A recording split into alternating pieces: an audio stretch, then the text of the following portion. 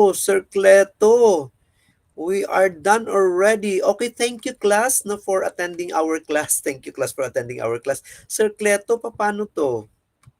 De, biro So lang sir. sorry.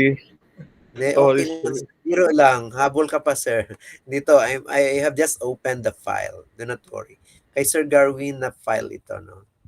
Mathematical literacy in grade 8 through contextualized tasks toward improved real-world problem-solving skills. Quantitative si sir, no?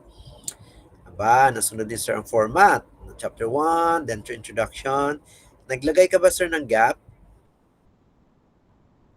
Dapat sir, may problem ka sir ha? Ito, these problems in mathematics. So ito yung in-enumerate mo sa taas, no? Students find it difficult in many foundational skills in mathematics. Okay, very good. Literature review. So based on the variables ito sir, mathematical concepts. So okay, 2022, 2020, 2023, 2024. Okay, recent na mga information or references. Yeah, great. Yeah, there. Aba, ang dami na ng ano ni sir.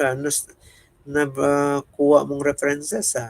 Synthesis of literature review. Okay, you have said something about them.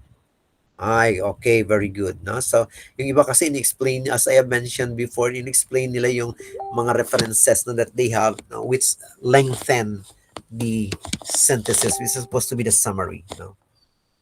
So, theoretical framework, okay. Be sure, sir, sa iyong theoretical framework, nandoon yung mga variables that you have used, no? Yung halimbawa, itong mga, you have two sets, no? Mathematical concepts, skills, know-how, perceiving patterns, create meaning, and real-life contributions. Nandoon ba sila sa iyong theory?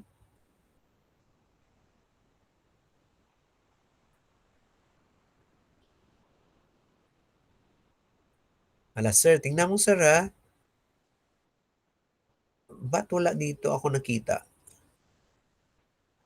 Saan ko makikita yung mathematical concept, skills, and know-how? Sa theories mo at saka itong perceiving patterns, create meaning, and real-life contributions.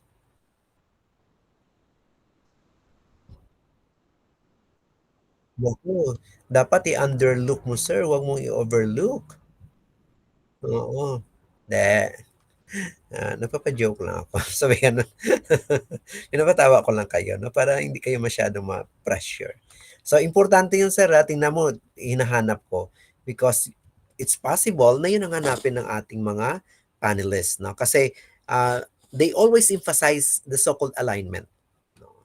Kasi una-una tanong, saan mo pinagkukuha tong mga variables mo rito? Yan, may mga ganong mga kadramahan sa buhay, no? So, kailangan they must be able to see that being described no, in one of your theories or theoretical frameworks, no? Pero, tawag nito format-wise, no? Tama ang ginawa mo, sir, no? Very good. Okay, ilan bang hypothesis do you have? So, you have only one, no?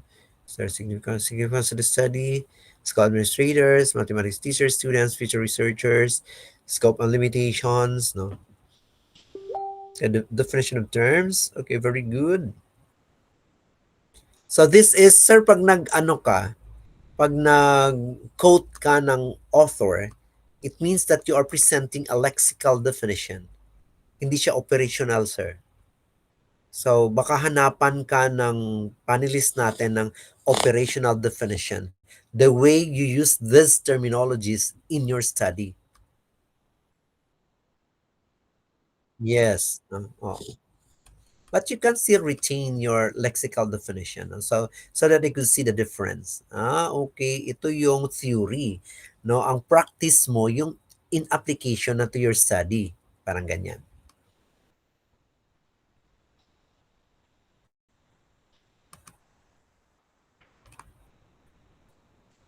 So, sir, itong ating chapter 2, it has to start sa new sheet. Okay, please don't make dugtong it ha to the space even if there's a very wide space available. Research design, population sample sampling technique. Okay. Dito sir sa ating population, sample and sampling technique, ang ginamit mo, simple random sampling ha, ang sampling technique mo. So, kailangan hindi ka ma-confuse no, with that because if you will be asked, baka naririnig mo sa iba, purposive sampling ginamit niya, o ganyan. Actually, the simple random sampling is a probability sampling. If you were to ask statisticians, they would recommend you to use probability sampling. Now, yung mga purposive, convenience, na yung consecutive, quota sampling, snowball sampling, they are non-probability sampling techniques. Na between probability sampling and non-probability, mas may bigat no ang probability sampling technique versus the non-probability. However, now since I guess it's not really that it is prevalent in the industry, but majority of our students are using non-probability sampling and then they are also being accepted by our panelists. So, sige na lang, no?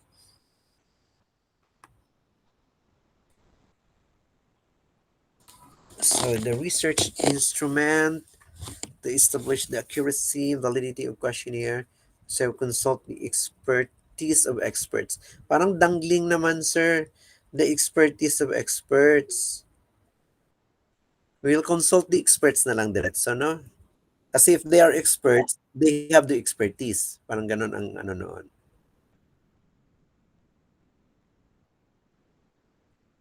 Mm, mm. Baka naman kung meron silang expertise, baka meron silang non-expertise.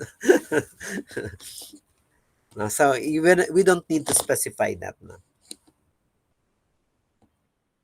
Sir, ang ginagamit natin sa reliability test, it's not test retest. No, for quantitative research, we're using Cronbach's alpha.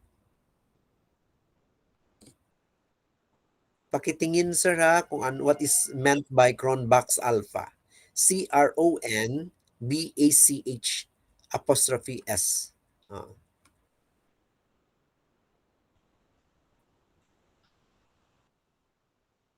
BACH apostrophe S, no? Cronbach's alpha.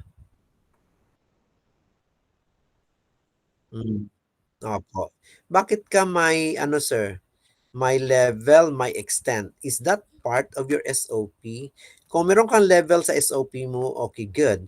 Pero kung meron kang extent, okay, you use it. Tingnan nga natin. Okay. Meron kang extent, meron ka rin palang level. So, number 1 mo is the level, number 2 mo is the extent. Okay.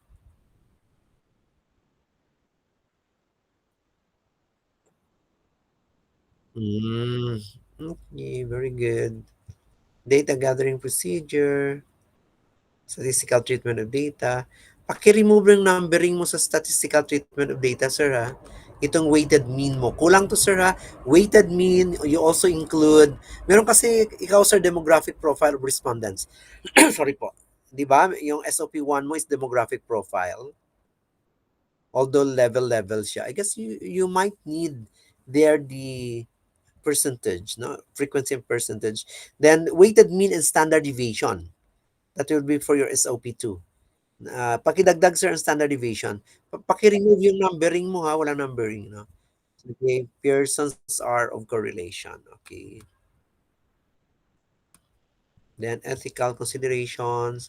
Ang references, pakiakyat ang references mo sir ha. Mag-start siya doon sa ano. Tapos, pakilagay lang siya sa side, hindi sa gitna ang word na references. Left side, oh. Tapos paki-black lang ang ano, ang naka-blue. Lahat ng naka-blue, oo. Okay, ready ka na sir for proposal defense. Hala, ang daming na ano na, daming naka-ready na.